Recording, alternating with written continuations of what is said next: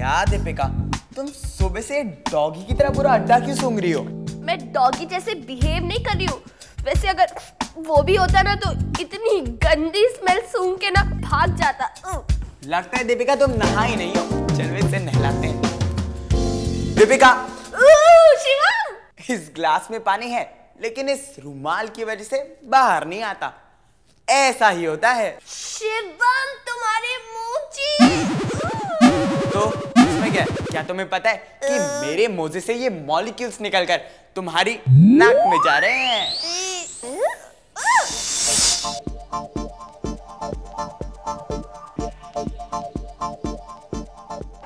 आंखें बंद हो तो भी हम सूंघ कर पता कर सकते हैं कि सामने क्या है। मिंट जैसे लग रहा है। पेपरमिंट। हमारी सूंघने की शक्ति, सेंस ऑफ स्मेल, हमारे 5 सेंसेस में से एक जो है। वो बात दूसरी है कि हम देखने, सुनने, छूने और स्वाद के सेंसेस को महक से ज्यादा महत्व देते हैं। अमरूद। अमरूद था ये तो। चुप बैठ। नहीं, ये तो बनाना है। जरा सूंघ कर देखिए, इस समय भी कोई ना कोई महक तो आ ही रही होगी।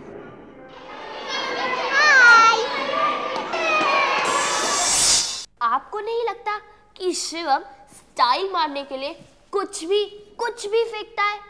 क्या आपको नहीं लगता कि ये बिल्कुल सेंसलेस, बिना सिर पैर की और बिना रेफरेंस लिए बात करती है?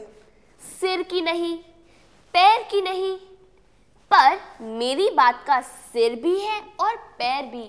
मैं बात कर रही हूँ नाक की, सूंघने की, स्मेल की। अभी तो तुमने कहा कि मॉलिक्यूल्स नाक के अंदर जाते हैं। हाँ कहा था। इसमें क्या गलत है? मॉलिक्यूल्स ही तो अंदर जाते हैं। मॉलिक्यूल्स नाक के अंदर जाते हैं।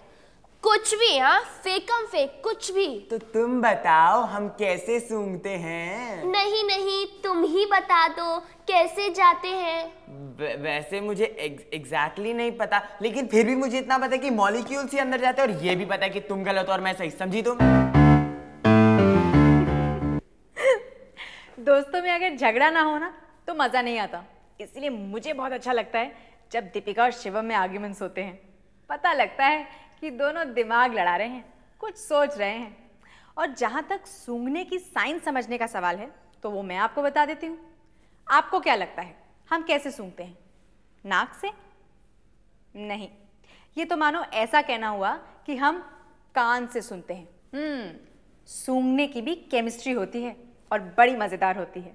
तो चलिए हम भी चलते हैं स्मेल के साथ नाक के अंदर। अरे बाबा, बदबू नहीं, खुशबू सूंघेंगे। बहुत अच्छी है।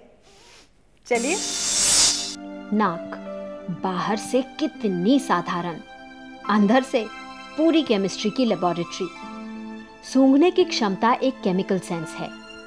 अंदर हमारी दोनों नॉस्ट्रिल्स, नासिकाएं एक गुफा की तरह फैल जाती हैं। इनमें ऊपर की तरफ है ओल्फैक्टरी पैच, यही है महक की लेबोरेटरी। डाक टिकट जितनी बड़ी इस चिपचिपी जगह पर महक पहचानने वाली कोई 1 करोड़ रिसेप्टर सेल्स या न्यूरॉन्स हैं। 1 करोड़। हर का सिरा सीधे हवा के संपर्क में। हर न्यूरॉन के सिरे पर महीन रोए या सीलिया। ये सीलिया अंदर आए हुए महक के मॉलिक्यूल्स को, ओडोरेंस को पकड़ लेते हैं। न्यूरॉन सक्रिय हो जाता है। अब सक्रिय न्यूरॉन में एक हल्का सा इलेक्ट्रिकल चार्ज बनता है और जानकारी को फौरन ब्रेन में ले जाता है।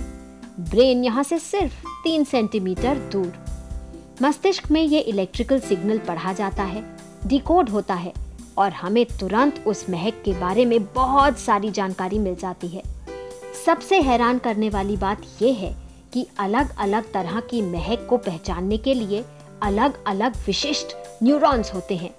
बिल्कुल उसी तरह जिस तरह अलग अलग तालों को खोलने के लिए अलग अलग चाबियां।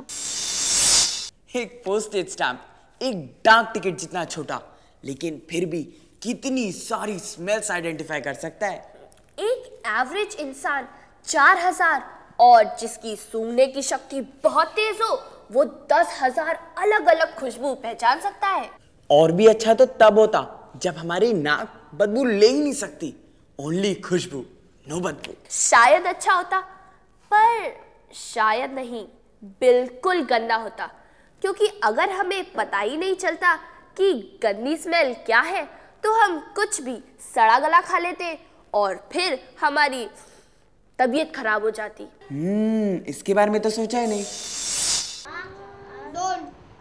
खाने की खुशबू मजेदार हो तो मुंह में पानी आ जाता है, स्वाद आने लगता है, राल बहने लगती है, मुंह में जाने से पहले ही पचना शुरू।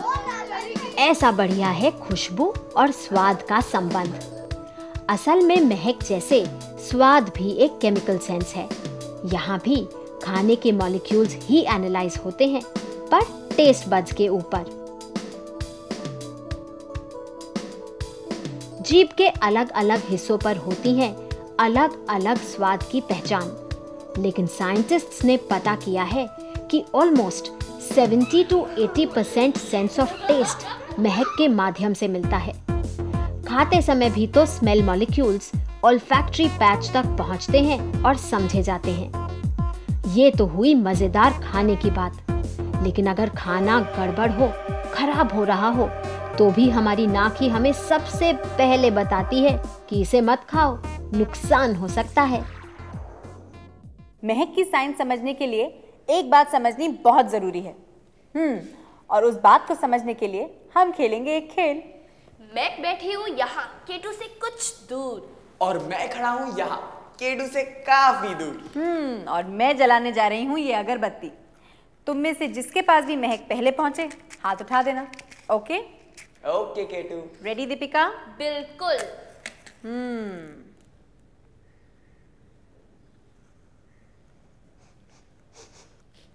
केटू। आई? K two I. वाओ। तो ये बात प्रूव हो गई ना कि महक के मॉलिक्यूल्स एक जगह से दूसरी जगह जाते हैं। केटू, तभी तो हवा की दिशा पर डिपेंड करता होगा कि वो कितनी तेज है। केटू, मतलब तो गर्मी के समय में ज्यादा महक आती है। तो फिर केटू, हवा की डेंसिटी और जगह की ऊंचाई पर भी डिपेंड करता होगा कि स्मेल कब तक हम तक पहुंचे। ये हुई ना साइंटिफिक बातें। इसे कहते हैं साइंस को अप्लाई करना। तो आप भी समझिए, देखिए और खेलिए महक से जुड़े कुछ और खेल। धूप बत्ती हो, अगरबत्ती या हो कपूर, कभी सोचा है कि ये सभी जलने पर ही क्यों महकते हैं और इनकी खुशबू दूर दूर तक कैसे फैल जाती है? इनकी खुशबू मतलब इनके मॉलिक्यूल्स जो जलने पर बनते हैं वेपर या गैस, फिर हमारी नाक में जाते हैं। इस बात को समझ लें, किसी भी चीज की महक हम तक तभी आती है जब उसके मॉलिक्यूल्स हमारी नाक में पहुंचे, और ये तभी हो सकता है जब वो गैस का रूप ले। इसीलिए तो कुछ चीजें जैसे चंदन को घिसना पड़ता है। ध्यान दें कि किस तरह उसकी खुशबू बड़ी देर तक हमारे हाथों में भी बस जाती है। इसीलिए जब हम परफ्यूम लगाते हैं या फिर पाउडर, तो शुरू शुरू में तो उसकी महक बड़ी तेज रहती है, लेकिन कुछ समय बाद खत्म हो जाती है। महक की बात हो और फूलों की नहीं, ऐसा कैसे हो सकता है? हर फूल, फल और पौधे को अपनी खास महक मिलती है एस्टर्स नाम के स्पेशल ऑर्गेनिक कंपाउंड से। इन्हें हम इसेंशियल ऑयल्स भी कह सकते हैं। और हम सब ये तो जानते ही हैं कि प्रकृति में हर चीज़ का कोई कारण होता है। महक का कारण है कुछ खास मेहमानों को बुलाना ताकि पॉलिनेशन हो सके।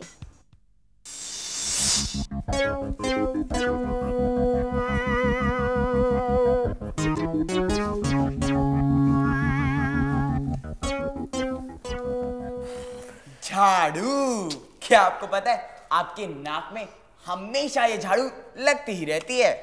झाड़ू, और इस झाड़ू का संबंध महक से है। पर क्या आपको पता है कि सर्दियों में ये झाड़ू नहीं लगती, इसलिए बहुत प्रॉब्लम हो जाती है। अरे आप इतना कंफ्यूज क्यों हो रहे हैं? ये झाड़ू हमारी नाक के अंदर लगती ही रहती है, और लगनी ही चाहिए। झाड़ू और नाक, इनमें क्या कॉमन हो सकता है? यही सोच रहे हैं ना? हमारी नाक के अंदर बहुत सारे बाल और रोए मानो लगातार झाड़ू ही लगाते रहते हैं। नाक के अंदर हमेशा म्यूकस एक चिपचिपा पदार्थ बनता रहता है और ऊपर की तरफ चलता रहता है इस झाड़ू के साथ। ये म्यूकस एक सैंड पेपर की तरह अंदर आई धूल और जर्म्स को पकड़कर लंग्स में पहुंचने वाली हवा को साफ करता है। अब सर्दी के मौसम में ये रोए या बाल काम करना कम कर देते हैं, मानो पैरालाइज हो जाते हैं। झाड़ू लगनी बंद हो जाती है तो म्यूकस ऊपर जाने की जगह नीचे आने लगता है, हमारी नाक बहने लगती है।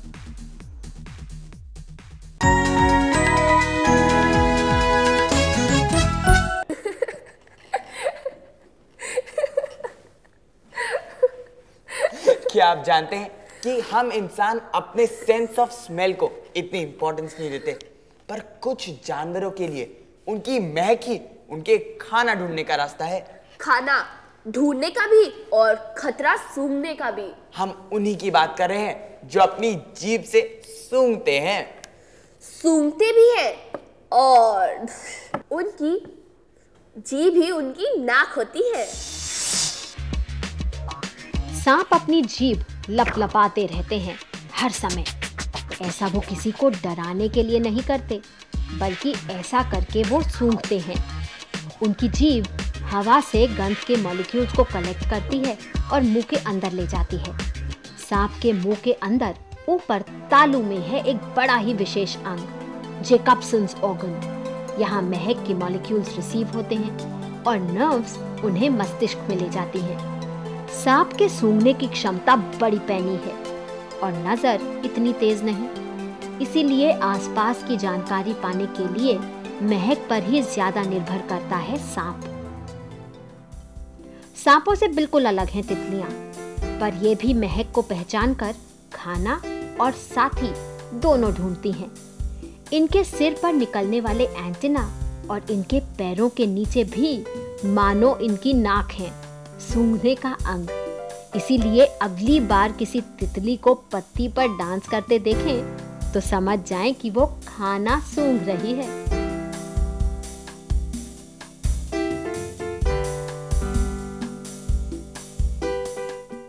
सूंघने की बात हो तो भला खरगोश को कैसे भूला जा सकता है। खरगोश की नाक बड़ी तेज है, चलती ही रहती है। इसे ही कहा जाता है नोज ब्लिंकिंग या नाक का झपकना।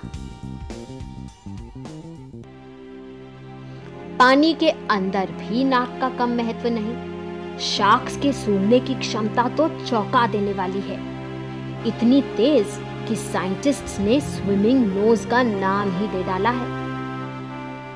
इस लाइन के पीछे मत आना समझी? ये नहीं यार, ये मेरी लाइन है बस। अच्छा थोड़ा इधर करो। इतना खुद के लिए इतना? अरे अरे अब तो रोप से ही मार्किंग करनी पड़ेगी। हाँ, ठीक है, चल चल जाओ उसको उधर बांध दो। अरे दीपिका खुद की तरफ देखो, ज्यादा इधर नहीं देखने का। हाँ मुझे हमेशा कम जगह मिलती है, तुम क्या कोई महारानी हो क्या? और नहीं तो क्या। अब मैं बैठूंगा अपने राज सिंहासन पे। एक कुर्सी है, ज्यादा नहीं। हमने तो अपना इलाका मार्क कर लिया है, पर क्या आपको पता है कि जंगल में भी कुछ ऐसा ही होता है।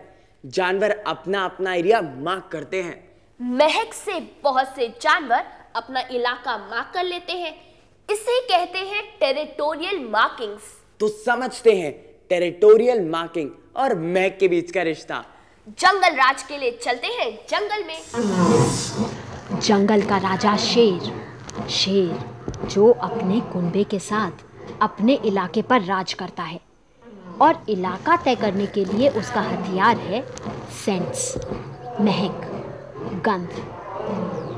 टेरिटोरियल मार्किंग या अपनी हद स्थापित करने के लिए शेर के शरीर के कई हिस्सों में है सेंट ग्लैंड्स। ये ग्रंथियां तेज महक वाले एक केमिकल छोड़ती हैं। पूंछ के पास भी सेंट ग्लैंड्स हैं। शेर जगह जगह पर पेशाब के साथ इस ग्लैंड से गंध मिलाकर स्प्रे करता है, अपना इलाका मार्क करता है। शेर अपने मुंह भी एक दूसरे से रगड़ते हैं, तो इसका भी कारण है। उनके मुंह के कोनों पर भी हैं सेंट ग्लैंड्स। ये विशेष गंध भी शेर एक दूसरे पर लगाकर अपने कुनबे की पहचान बनाते हैं। तो अगली बार आपकी पालतू बिल्ली आपके कपड़ों से अपना मुंह रगड़े तो समझ जाएं कि वो क्या कर रही है। टेरिटोरियल मार्किंग तो कुत्ते भी करते हैं, क्यों ना करें। कुत्तों का सेंस ऑफ स्मेल उनका सबसे विकसित सेंस है। हम इंसानों की तुलना में उनकी नाक में होती हैं 25 गुना ज़्यादा महक की रिसेप्टर सेल्स। क्या आपने कभी चींटों की कतार को देखा है? एक टुकड़ा गिरता नहीं कि पूरी फौज जमा हो जाती है। पर दीपिका, ये चींटे एक दूसरे को बताते कैसे कि कहाँ खाना है, मतलब कहाँ आना है? चिल्लाकर तो नहीं कहते होंगे, अरे बंटी बबली चिंटी मिंटी इधर आओ। यही है हमारा आज का पहला K3। जवाब तो ले ही आई होंगी हमारी K2। प्रेरित जैन, आपने कहा है कि एंट्स का ब्रेन नहीं होता। एंट्स का ब्रेन होता है। इनफैक्ट एंट्स के ब्रेन में करीब 2.5 लाख सेल्स होते हैं। अब देखिए ना, चींटे कितनी दूर दूर तक खाने की खोज में निकल जाते हैं और फिर वापस अपने घर लौट आते हैं। कैसे? ये हम अब आपको दिखाएंगे, क्योंकि हम आपके लिए ढूंढ लाए हैं दूर दूर से कुछ छोटे मोटे चींटे।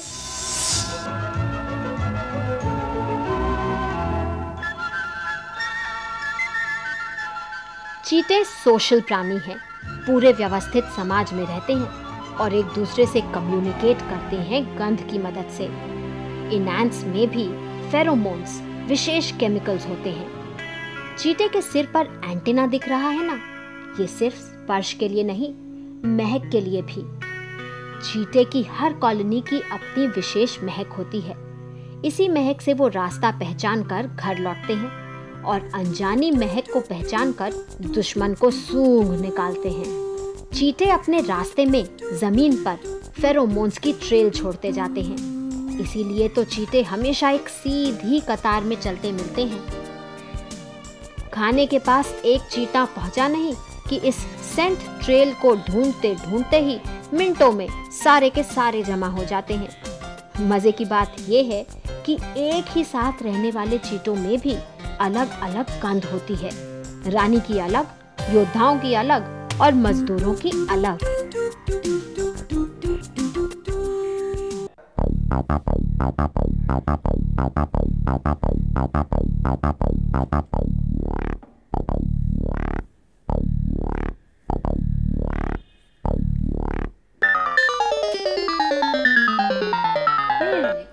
ये पत्ती तो बनी है कागज की, टिश्यू पेपर की, लेकिन एक ऐसा पौधा है जिसकी सारी पत्तियां हाथ लगाने से ही डर जाती हैं, बंद हो जाती हैं। समझ गए ना किसकी बात कर रही हूँ? छुई मुई, टच मी नॉट। इसी पत्ती के बंद होने की साइंस से सवाल पूछा है यशांत, देखिए। छुई मुई, टच मी नॉट, साइंटिफिक नाम माइमोसा पुदिका। छुई मुई की कंपाउंड लीफ प्रेशर सेंसिटिव है। हल्का सा स्पर्श और ये सिकुड़ जाती है। असल में हर पत्ती में होती है एक नोड या गुठली जो पानी को छुई मुई की पत्ती के अंदर छोड़ सकती है या बाहर खींच सकती है। मान लीजिए कि गुब्बारा पत्ती है और सिरिंज है वो नोड। दबाव पड़ते ही या छूते ही पानी से भरी नोड तुरंत पानी को ऊपर खींचकर टहनी में भेज देती है। पानी के बिना पत्ती मुरझा जाती है और बंद हो जाती है कुछ ही पलों में। अब पत्ती को अकेला छोड़ दो तो कुछ मिनटों बाद वो वापस खुल जाती है। समझ गए ना कैसे?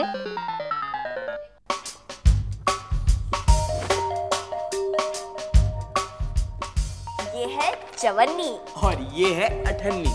एक चवन्नी और एक अठन्नी, एक छोटी एक बड़ी। पर क्या आप इस छोटी सी चवन्नी को डालेंगे? जाएगी। पर अब आप इस अठन्नी को डालेंगे तो क्या ये इस छेद से जाएगी, जबकि ये छेद सिर्फ चवन्नी की साइज का है? ट्राई करके देखते हैं।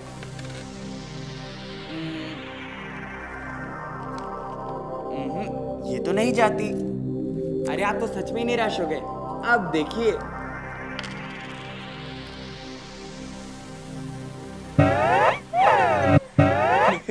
आप भी अपने दोस्तों के साथ ये ट्रिक ट्राई कीजिए और हमारे साथ कहिए, ये साइंस की दुनिया है और यहाँ ऐसा ही होता है। बाय।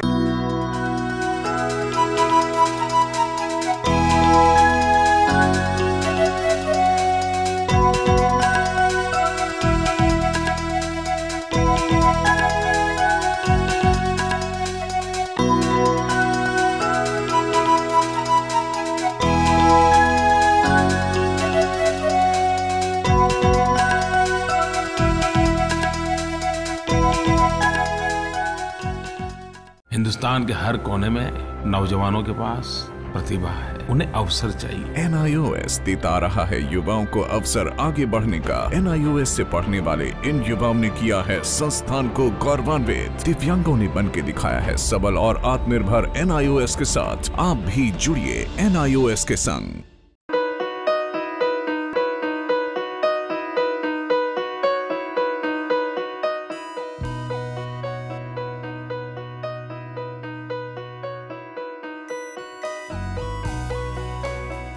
पच्चीस साल का लंबा सफर और लाखों लोगों के चेहरों पर खिलती मुस्कान, गर्व और गरिमा से जीने की प्रेरणा देती मुस्कान, आत्मसम्मान और विश्वास से पैदा हुई मुस्कान।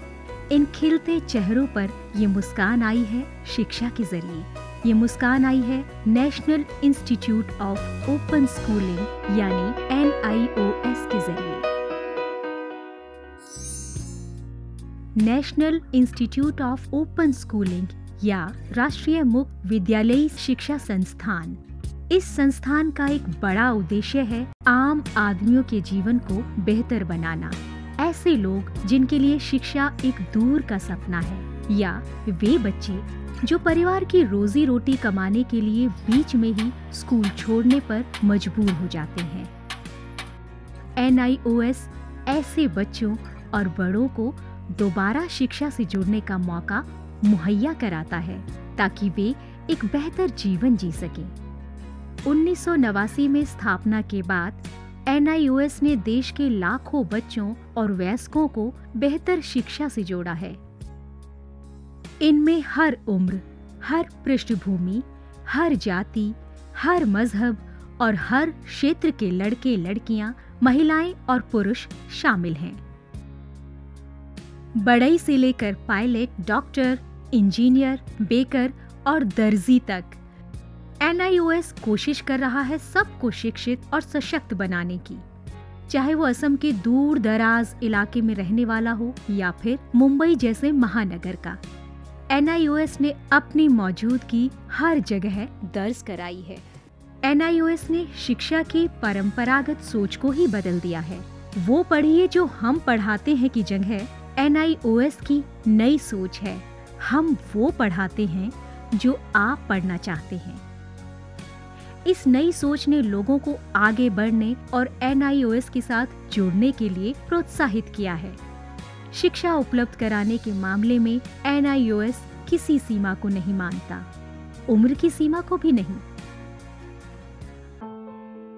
चंडीगढ़ के गणेश के लिए भी NIOS एक वरदान साबित हुआ। NIOS शारीरिक रूप से अक्षम बच्चों को भी बेहतर शिक्षा मुहैया कराने के लिए पूरी तरह प्रतिबद्ध है। ऐसे बच्चों के लिए शिक्षा न केवल रोजगार के द्वार खोलती है, बल्कि उन्हें आत्मविश्वास और गर्व के साथ जीना भी सिखाती है। NIOS खेल के इन सितारों को उनकी सुविधा और समय के अनुसार बेहतर शिक्षा उपलब्ध कराता है। मेरी कॉम, सोमदेव देववर्मन, देविका रेबेका पल्लिकल, अरमान इब्राहिम, प्रद्युमन प्रकाश और अमय जोत सिंह।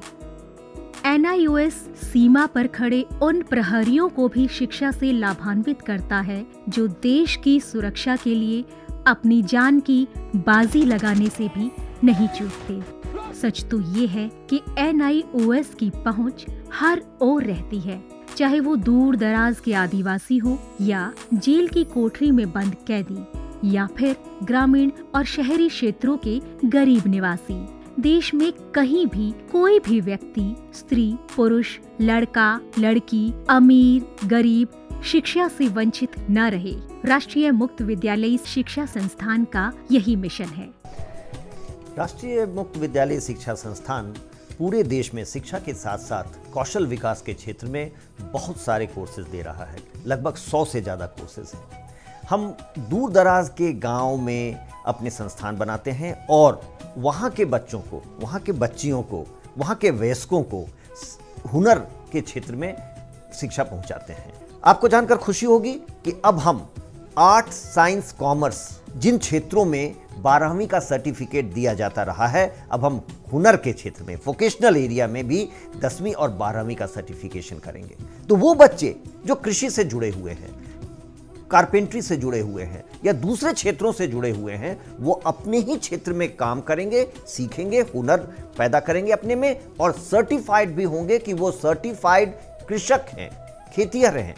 तो आज तक जो हमारे देश में ये सोच रही है कि आप 12वीं पास तभी कहे जाएंगे जब भूगोल, अर्थशास्त्र, भौतिकी ये पढ़ेंगे, अब ये समय बदल गया है। ITI में जितने बच्चे पढ़ते हैं, लगभग 18 लाख बच्चे हर साल दाखिला लेते हैं। अब हम उनको सर्टिफिकेशन करेंगे।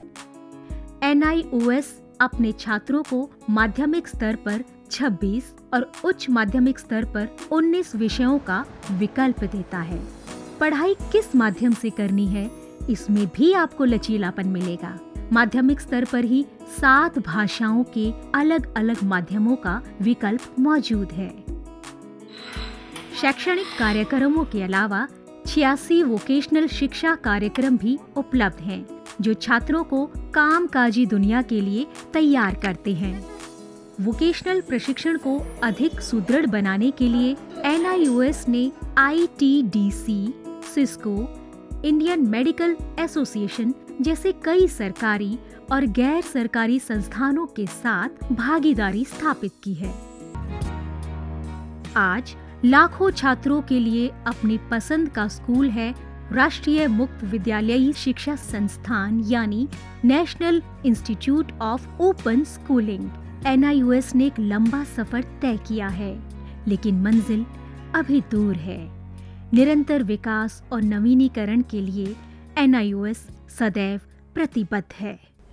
शिक्षा का उद्देश्य महज रोजगार जुटाना ही नहीं है, बल्कि स्वयं को सशक्त बनाना भी है।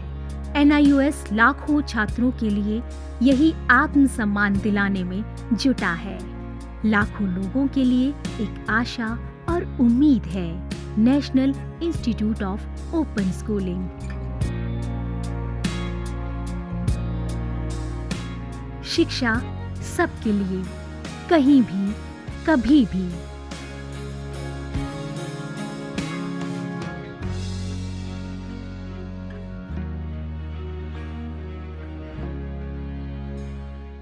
हिंदुस्तान के हर कोने में नौजवानों के पास प्रतिभा है, उन्हें अवसर चाहिए। NIOS देता रहा है युवाओं को अवसर आगे बढ़ने का। NIOS से पढ़ने वाले इन युवाओं ने किया है संस्थान को गौरवान्वित। दिव्यांगों ने बन के दिखाया है सबल और आत्मनिर्भर। NIOS के साथ आप भी जुड़िए NIOS के संग।